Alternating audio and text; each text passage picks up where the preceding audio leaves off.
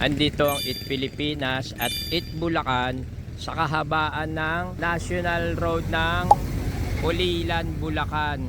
Dito sa Maharlika Highway malapit sa Nestle Philippines. Dito sa gilid ng kalye or ng highway marami kang makikita paninda na mura. Ayan, titingnan natin yung mga diretso yan hanggang doon and then hanggang doon sa kabila. So kung magagawi kayo rito, masarap huminto kasi maraming paninda rito. Isa na nga dito sa bibili natin yung mga bihirang klase ng suso na makikita rito. Katulad nito, susong palipit. Ano po tawag dito, kuya? Bagungon po. Bagongon. Ayan, yung bagongon. Ayan, kita nyo, buhay na buhay. Uy. Eto, susong palipit. Eto, kuya, ano nga tawag dito? Ako na dito, tuway. Tuway. Sa Bisaya, tuway.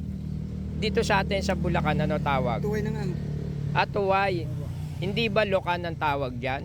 Sa amin sa Bicol, ang tawag dito, tapalang. Sa Bicol, tapalan. Sa Bisaya, tuway. Tama ba? And then dito, sabi, lokan daw ang tawag dito. Lokan, ano? So, ayan, may natutunan na tayo. Saan nga nahuhuli ito, kuya? Sa dagat po ito sa Tabang. I Ito see. sa dagat. Yan dalawa. Ito. Pero ang sabi sa akin, yung sa brackish water. Tama ba yon? Opo. Nahuhuli sa brackish water. Ngayon, ano yung brackish water?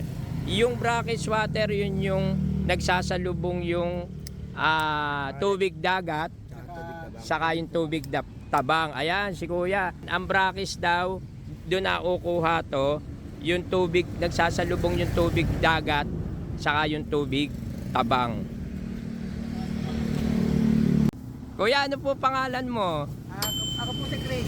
Chris. Oo. Si Kuya Chris. Kuya Chris, paano pagluluto nitong susong palipit?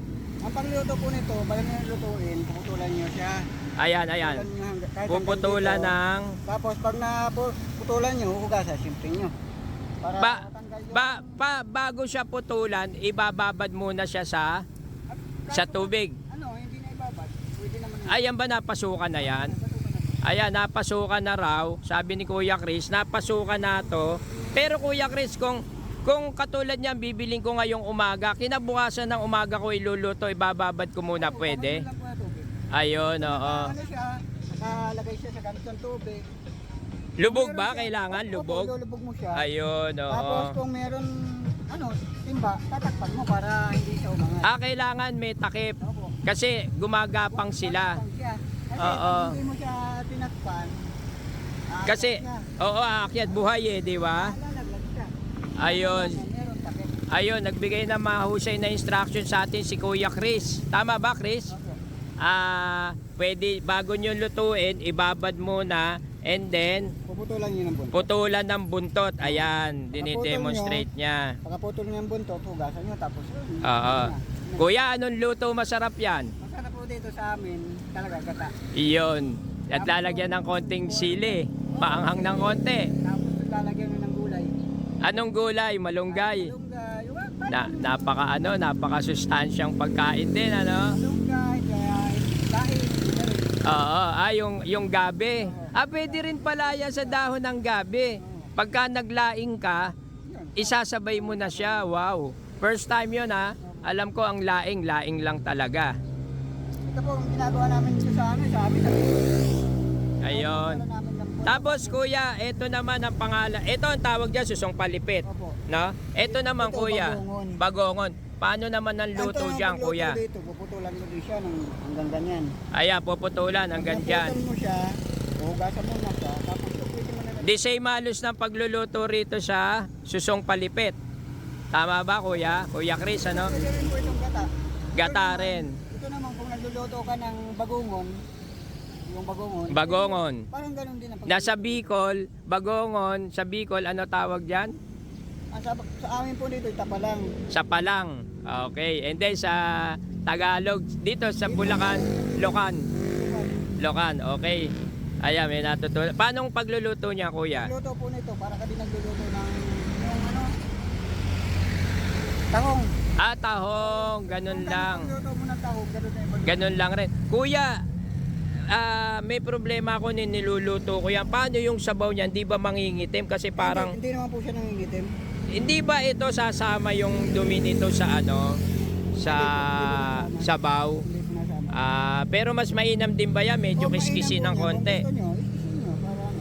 Ayun, oo. Pero ba, ano, hindi yan nasama sa bawang. So, ganun ang pagluluto niya, style lang sa tahong. Oh, Ano, kuya? Ngayon, kuya, magkano isang kilo ng bagongon? 20 po dito. 120. Magkano rito sa susong palipit? Dito ay ang bibigay ka ni ate ng 150. 150, ano? Dito 120. Sa susong palipit, 150. At dito sa bagongon, 120 po dyan. 120. Ayan. Presyo po siya niyan. Magka-presyo to. Oo. Ayan. Sa lahat ng taga Bulacan o madadayo sa Bulacan, kung gusto nyong makatikim nitong shell na to, andito lang sila sa kahabaan ng Maharlika Highway dito sa Pulilan, Bulacan, malapit sa Nestle Philippines. At titingnan natin yung ibang paninda, meron pa doon, no? Ate, itong pakwan mo, magkano isang kilo? Tumpok. Tumpok. 100. Wow, tumpok. Saan galing tong pakwan na to? Ito raw, ang bilihan dito ng pakwan, 150 isang tumpok. And then ito, 100. Tapos, ito ano to, kamoting dilaw. 50 pesos ang per kilo. And then meron silang sibuyas na puti, 60 pesos ang kilo. And then sibuyas na pula, 70 pesos. Ate, magkano isang kilo ng bawang? 120 yung bawang. Saan galing yung pakwan na yan, ate? Nueva Ecija. Pakwan na Nueva Ecija. And then meron ding mani. Magkano isang kilo ng mani, ate? 90 ang isang kilo.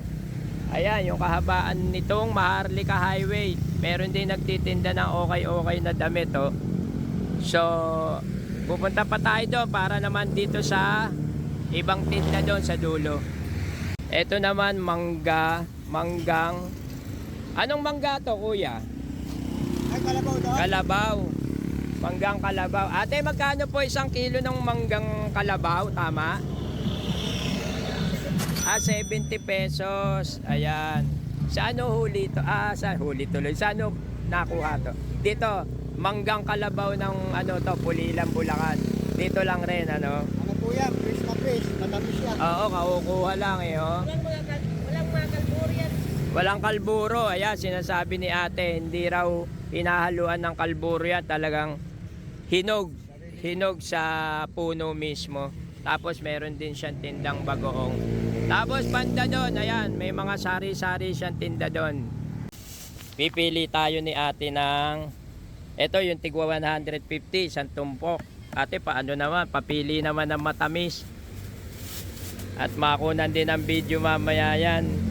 Pag binuksan na, ayan, 150, isang tumpok. Ayan, kumuha tayo ng sample. Ngayon, kung gusto nyo namang mas mura, ito 100, isang tumpok. Ate, sigurado tamis nito? Opo, makuha ka yan. Thank you, thank you.